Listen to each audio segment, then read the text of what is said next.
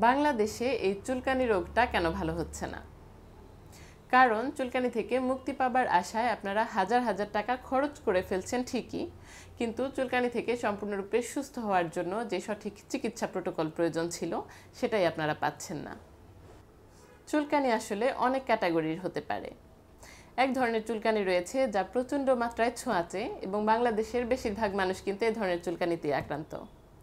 এই ধরনের চুলকানিতে সাধারণত সারা গায়ে চুলকানি থাকে, তবে শরীরের বিভিন্ন খাঁজে খাঁজে চুলকানির মাত্রা বেশি থাকে। চুলকানির প্রকোপ সাধারণত রাতের বেলা বাড়ে, অনেকের ক্ষেত্রে ঘুমাতেও কিন্তু অসুবিধা হয়। বড়দের ক্ষেত্রে মুখ ও মাথায় সাধারণত চুলকানি হয় না। তবে মজার ব্যাপার হচ্ছে, যারা এই ধরনের চুলকানিতে আক্রান্ত তাদের বেশিরভাগই মনে করছেন এটা করোনা টিকার একটি সাইড ইফেক্ট মাত্র। তাদের জন্য সবচেয়ে বড় একটি সুখবর হচ্ছে, আপনি যদি সঠিক চিকিৎসার আওতায় নিজেকে আনতে পারেন, মাত্র 24 ঘন্টা সময়েই কিন্তু আপনি ইনশাল্লাহ সম্পূর্ণরূপে সুস্থ হয়ে যাবেন।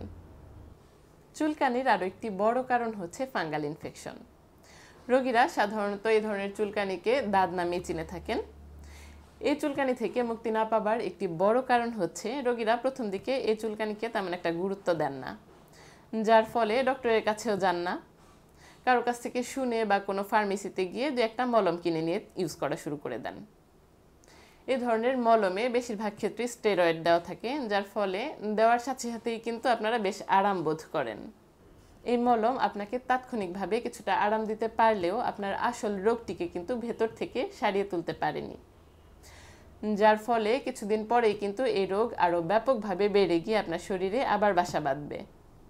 এইভাবে ভুলভাল নিয়মে ওষুধ ব্যবহার করার ফলে কিন্তু পরবর্তীতে যখন আপনি একজন ডক্টরের কাছেও যাচ্ছেন, তখনও কিন্তু কম দামি ওষুধ দিয়ে আপনাকে আর সুস্থ করা সম্ভব হচ্ছে না।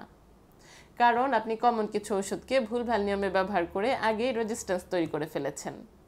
এছাড়াও অ্যালার্জি সহ আরও বেশ কিছু বড় বড় রোগের প্রাথমিক উপসর্গ হিসেবে কিন্তু চুলকানি আমাদের শরীরে বাসা বাঁধতে পারে। কাজে আপনার শরীরে চুলকানির পেছনের আসল কারণ কি তা সঠিকভাবে যাচাই বাছাই করতে না পারলে কিন্তু আপনি কখনোই সঠিক চিকিৎসা এনশিওর করতে পারবেন না, এবং সঠিক চিকিৎসা এনশিওর করতে না পারলে কিন্তু আপনি কখনো সুস্থ হতে পারবেন না। এবং এই সঠিক যাচাই বাছাই করার কাজটি সুষ্ঠুভাবে করতে পারবেন কেবল একজন রেজিস্টার্ড চিকিৎসক। এই জন্যই আমি আমার অডিয়েন্সদেরকে বারবার করে বলি, চুলকানিটিকে অবহেলা না করে যেখান সেখান থেকে আন্দাজে ঔষধ না কিনে আজই একজন রেজিস্টার্ড চিকিৎসকের পরামর্শ নিন এবং তার দেখানো প্রোটোকল অনুযায়ী সঠিক চিকিৎসা নিয়ে দ্রুতই সুস্থ হয়ে উঠুন। ধন্যবাদ।